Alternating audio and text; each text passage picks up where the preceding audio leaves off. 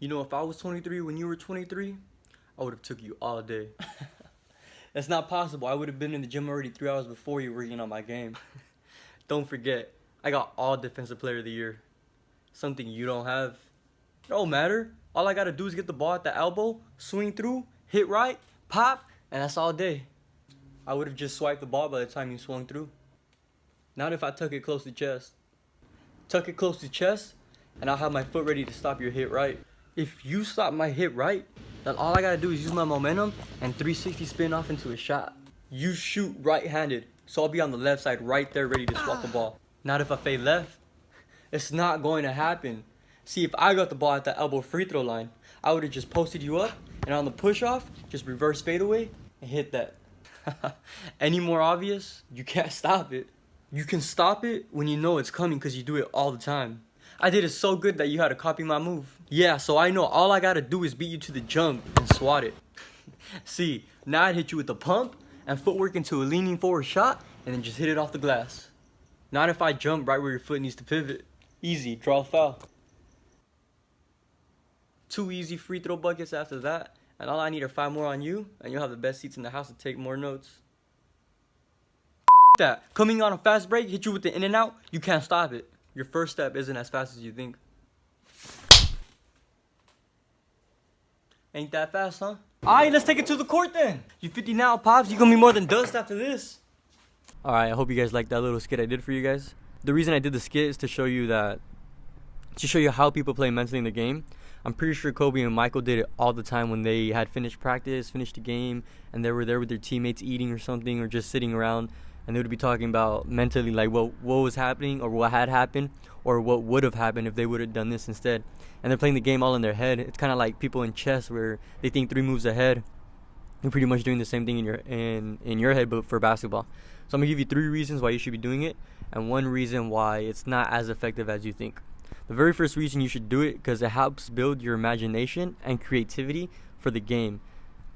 So you're able to, like, let's say if I tell you I'm gonna do a jab right, hit left, 1 dribble, fake up for a shot, dribble in again, and then do a step back into a full shot.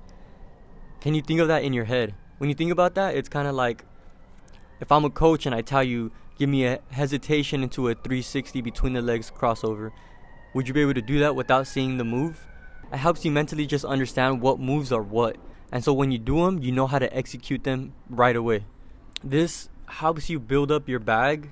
It helps you build up more moves so you know all of them. Because there's like 3 different types of... There's always different types of moves for the same move. So if you're going to go behind the back, there's like 5 different variations. I'm pretty sure there's more, but there's at least 5 basic variations of how to do it behind the back. And so when you do different ones, it'll help you think of like, okay, when you're in the zone, which is the right one for this specific moment. The second point is that ties in with the first one. It straightens your mental visual. So it helps you, like, in your head, see what you should be doing before you should be doing it. So let's say you see a defender standing right there with his hips left and his hand wide, right? And if he's giving you a basket to go towards the left, like he's forcing you left, you can easily go right, and then do the Chris Paul no stop behind the back where you're running, and you don't stop your dribble and you just go behind the back and you keep running at the same time, versus like around the world behind the back or a stop and then behind the back. It helps you think of like, okay, what's a better one? What's a faster one? So it definitely helps you with your mental vision. It helps you when you're sitting at the table, you're just thinking about it. You're like, okay, can I see this in my head? Can I see the moves that the people are talking about? If I were to, you know, it's 5 seconds left on the buzzer beater, and you see 3 people in front of you. You know, you're in a straight line on the block, the middle, and then the elbow. You're like, okay, I see he's on my right, and then the front one's on the left, and the other person's on my right. How can I mentally, visually see what move I should do to get open? One reason that is bad about this is you can think about any move mentally or a play and stuff, but it's not always going to come out exactly how you imagine it. And that's the bad thing about it, because you might stick to a plan and you might say, let's say you got to run to the 3-point corner, right? And you run to the 3-point corner, but you see that there's an open layup, but you're going to stick to the plan, right? You don't always want to do that because you would rather go for the straight points if you need it in that moment versus a 3. So that's the only reason that sometimes you don't really need to do all this stuff mentally, but it is good because the third reason you should be doing it, it helps you play games without a ball or a court.